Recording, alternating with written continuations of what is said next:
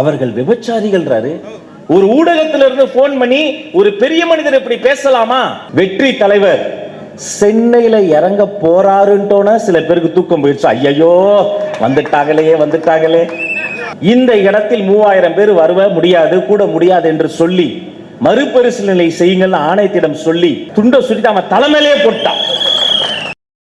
அநாகரிக அரசியலின் மொத்த உருவமாக இருக்கக்கூடிய பொன்ராஜ் போன்ற அறிவாலய அடிமைகளும் உளவாய் கொண்டு இருக்கிறார். எத்தனை பெரிய கொடுமை! ஒரு மாற்று கருத்து கொண்ட பெண்களை பத்தி இப்படியா பேசுறது? தமிழக வெற்றி கழகத்தினுடைய பெண்கள் எப்பேற்பட்டவர்கள்! நெல்லையில நான் பேச போயிருந்தப்பங்க ஒரு தங்கச்சி கிட்ட ஓடி வந்துச்சுமா, அண்ணன் உங்ககிட்ட ஒரு விஷயம் சொல்லணும்னு. என்னமான?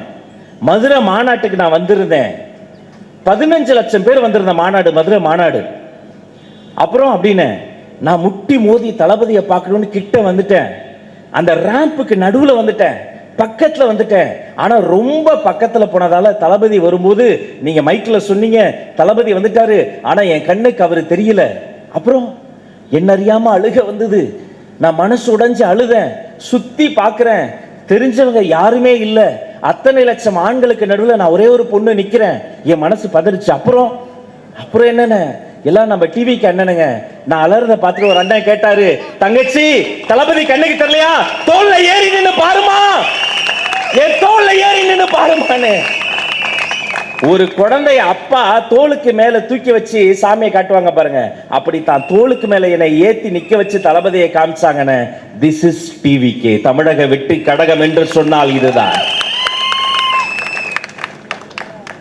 அப்படிப்பட்ட எங்களுடைய சிங்க பெண்களை வாய் கூசாம அந்த ஆளுங்க மேடையில இதை போல நான் பேசுவதே இல்லை. அவன் சொன்ன வார்த்தையை சொல்வதற்கு நான் கூசும். நான் அத்தகைய மனிதன் அல்ல, உங்க அத்தனை பேருக்கு தெரியும். ஆனா அவன் சொன்னதை சொல்லணும். என்ன சொல்றான்? மாற்று கருத்து கொண்ட தமிழக வெற்றி கழகத்தினுடைய அந்த பெண்களை பார்த்து என்ன சொல்றாரு திரு பொன்ராஜ் அவர்கள்? சொல்றாரு அவர்கள் விபச்சாரிகள்ன்றாரு.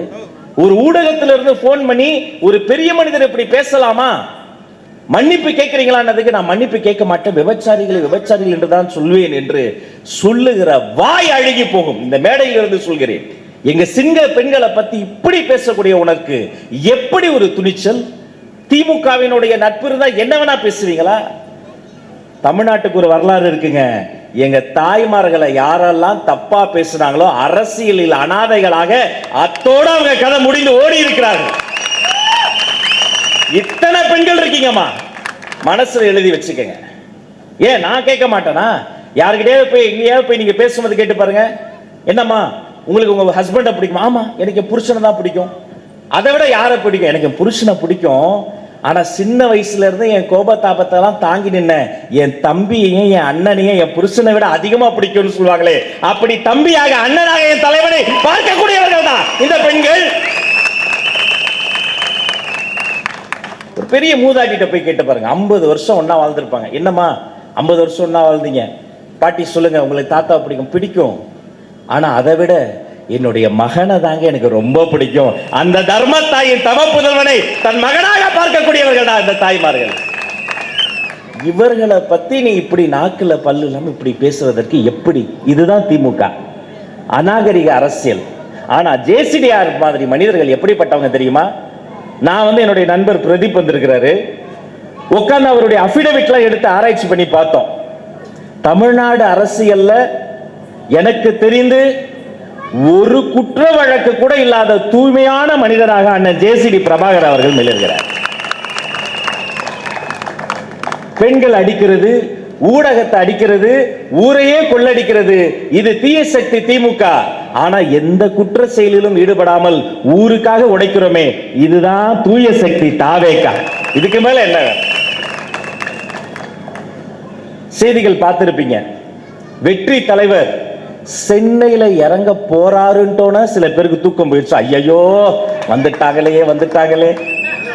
போன வாரம் எக்மூர்ல தானா சாலையில பொதுக்கூட்டத்தில் பேசும்போது தேர்தல் மேலாண்மை பொதுச்செயலாளர் ஒரு வார்த்தை சொன்னார், எங்க வெற்றி தலைவர் விஜய் சாலையில இறங்குற அன்னைக்கு இருக்கிற அவங்களுக்கு திமுக அப்படின்னார்.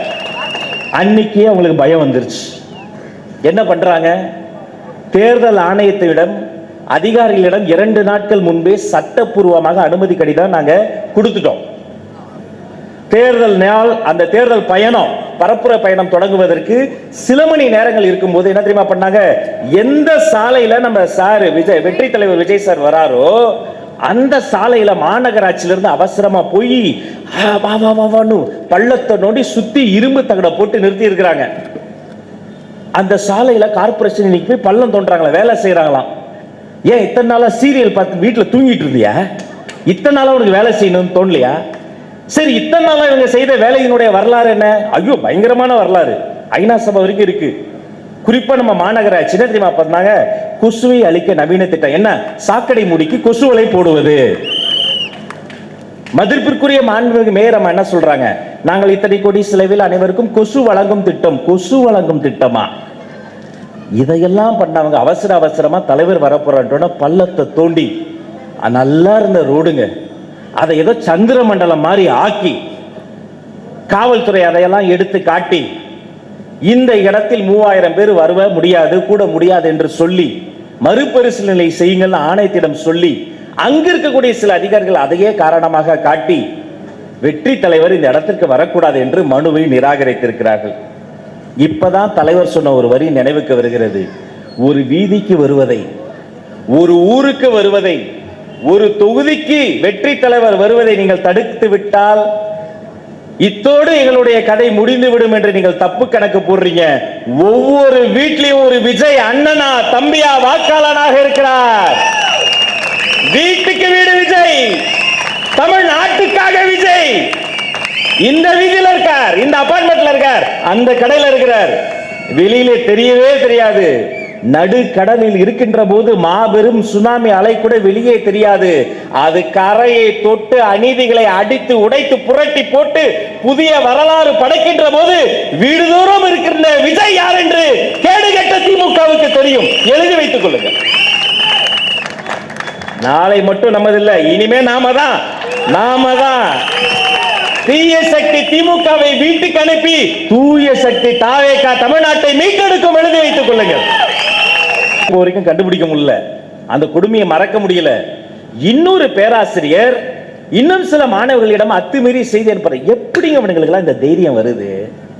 எங்க பார்த்தாலும் போராட்டம். ஆசிரியர்கள் போராடுறாங்க, மாணவர்களும் போராடுறாங்க, மீனவர்கள் போராடுறாங்க, விவசாயிகள் போராடுறாங்க, விஞ்ஞானிகள் போராடுறாங்க, ஆசிரியர்கள் பகுதி நேர ஆசிரியர்கள் போராடுறாங்க, மருத்துவர்கள் பாத யாத்திரை போறாங்க, செவிலியர்கள் போராடுறாங்க, பேருந்து ஓட்டுநர்கள் போறாங்க. எங்க போனாலும் போராட்டம். நாங்களா இந்த தூய்மை தொழிலாளர் போராட்டம் உண்ணாவிரதத்துக்கு நான் போயிருந்தேன். 10 நாளுமா, 10வது நாள் உண்ணாவிரதம் இருக்காங்க 4 பேருமா. ஒரு ரூபாய் சாப்பிடல. போய் அவங்க காலை பிடிக்கிற ஜில்லுன்னு இருக்கு, அவங்களால பேச முடியல, விடவிடன்னு இருக்கு. ஏமா அப்படி பண்றீங்க? சாப்பிட்டுலாமே, ஏமா அப்படி போராடுறீங்க? அந்த அம்மா ஒன்று சொல்லுச்சு, என்னை கிட்ட கூப்பிட்டு, தம்பி நாங்க ஒன்றும் கேட்கல, எங்களுக்கு கால் காசா இருந்தாலும் சர்க்கார் காசு வேணும், மரியாதை வேணும், அடையாளம் வேணும். இலவசமா கிளவுஸ் தரேன்றான். யாருக்கு வேணும்? ஒரு கிளவுஸ் வாங்க துப்புலாமையா நாங்க இருக்கிறோம். ஆனா எங்களுக்கான அங்கீகாரம் வேணும், அடையாளம் வேணும், சுயமரியாதை வேணும். என்னை கிட்ட கூப்பிட்டு சொல்லிச்சு அந்த அம்மா, இவ்வளவு எங்களுக்கு வேணும்னா 2026 தளபதி ஆட்சி வேணும், தமிழ்நாட்டுக்கு தளபதி ஆட்சி வேணும். ராம்பாக்ல நடந்து போக சொல்லியிருக்காங்க. அவரு நடந்து வந்திருக்கிறாரு. அவங்க கட்சிக்காரங்களுக்கு அவர் மேல என்ன காட்டுன்னு தெரியல. நம்ம தலைவருக்கு தோல்ல துண்டை போடுவாங்கல்ல, அதே மாதிரி போடுனவன துண்டை சுட்டி அவன் தலைமையிலேயே போட்டான்.